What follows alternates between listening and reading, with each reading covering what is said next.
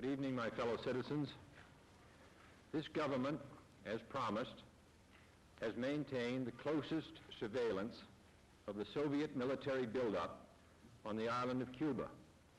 Within the past week, unmistakable evidence has established the fact that a series of offensive missile sites is now in preparation on that imprisoned island.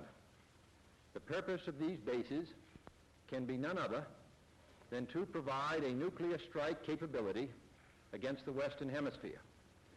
Only last Thursday, as evidence of this rapid offensive buildup was already in my hand, Soviet Foreign Minister Gromyko told me in my office that he was instructed to make it clear once again, as he said his government had already done, that Soviet assistance to Cuba, and I quote, pursued solely the purpose of contributing to the defense capabilities of Cuba, unquote.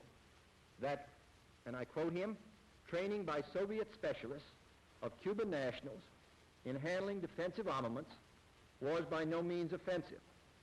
And that if it were otherwise, Mr. Gromyko went on, the Soviet government would never become involved in rendering such assistance, unquote. That statement also was false. Acting therefore in the defense of our own security and of the entire Western Hemisphere, and under the authority entrusted to me by the Constitution, as endorsed by the resolution of the Congress, I have directed that the following initial steps be taken immediately. To halt this offensive buildup, a strict quarantine on all offensive military equipment under shipment to Cuba is being initiated. All ships of any kind bound for Cuba, from whatever nation or port, will, if found to contain cargoes of offensive weapons, be turned back. It shall be the policy of this nation to regard any nuclear missile launched from Cuba against any nation in the Western Hemisphere as an attack by the Soviet Union on the United States, requiring a full retaliatory response upon the Soviet Union.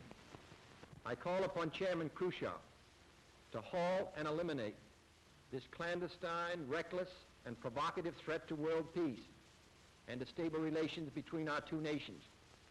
I call upon him further to abandon this course of world domination and to join in an historic effort to end the perilous arms race and to transform the history of man. Our goal is not the victory of might, but the vindication of right. Not peace at the expense of freedom, but both peace and freedom here in this hemisphere, and we hope around the world. God willing, that goal will be achieved.